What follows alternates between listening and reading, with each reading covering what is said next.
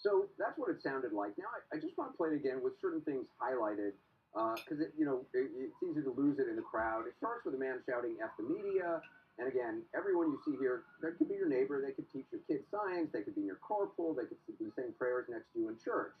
But at these rallies, that potential churchgoer might be raising a middle finger, shouting, as another man does, stop lying into the camera. That guy. Now, there's another lady who first raises one middle finger. This lady right here is very charming. Then she raises both fingers, shouting, "You suck, you suck." You're only seeing less than a minute of it, but this kind of thing went on a whole lot longer. And again, the president saw fit to encourage it on Twitter. And again, Sarah Sanders did not see fit to just condemn it simply and without reservation. The president, as I just said, does not support violence against anyone or anything. And we've been very clear every single time we've been asked about that. When it comes to the media, the president does think that the media holds a responsibility.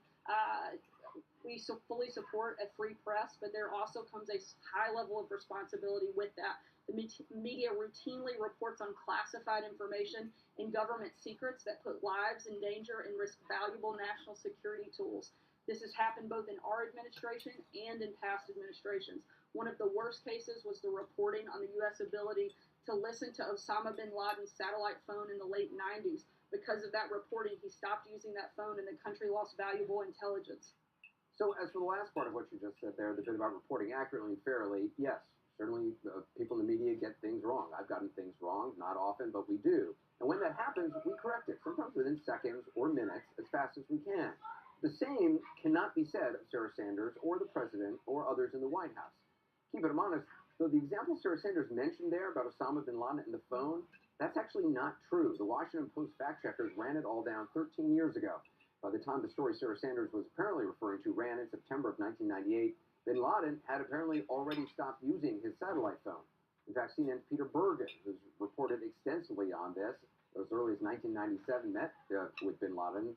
Bin Laden's men were already concerned about electronic surveillance back by 1997. Quoting the Post headline now, "File the bin Laden phone leak under urban myths." Now, we'll see if Sarah Sanders corrects herself in a few minutes, or a few hours, or a few days, or whenever she may have the next press conference. I doubt it. We'll see if she holds herself to the same standard that we hold ourselves to. Joining us now is CNN senior political analyst David Gergen.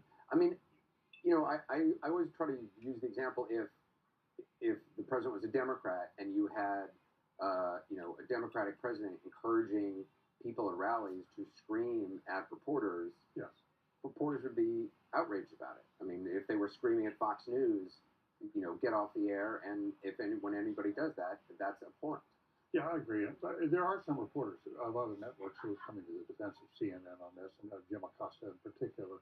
The publisher of the New York Times went to see the president recently, and he made the point there, which I think is exactly right. The whole charge is about fake news. It's very, very disturbing. But the serious issue is when the president starts calling the press enemies of the people. Right. That's an old phrase, comes out of the Stalinist background. And it really makes sense for traitors to the country. And there were some hints of reporters being called traitors last night.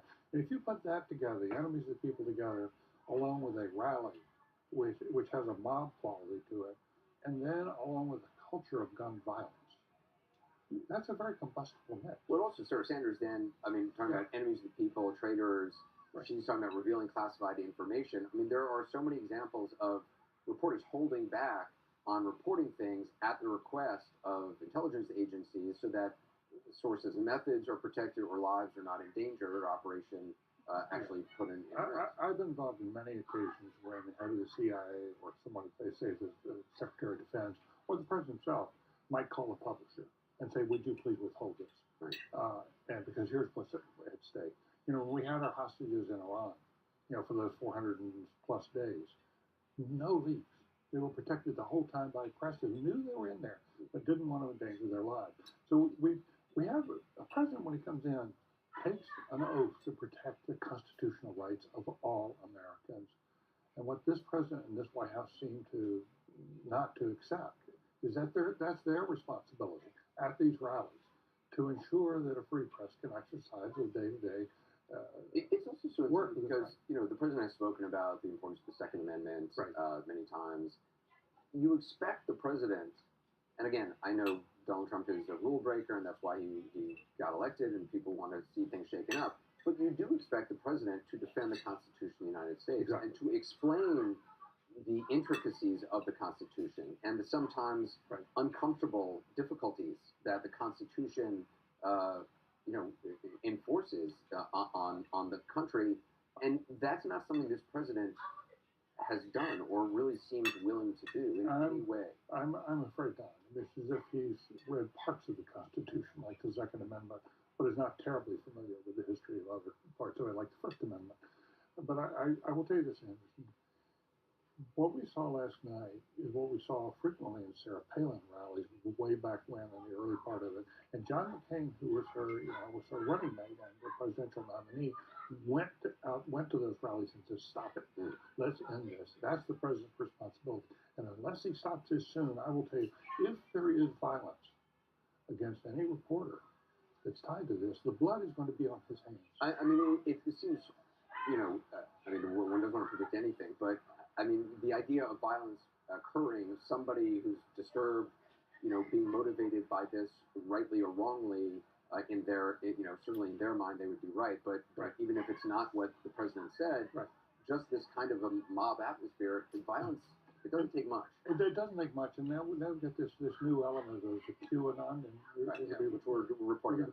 Well, which there are a lot of people, not a lot, but a number of people there last night with shirts saying, with a Q on it. It's strange, but there are a lot of conspiracy theorists there. Conspiracy theorists are known to act on them. Yeah. And sometimes use violence as in the pizzeria situation.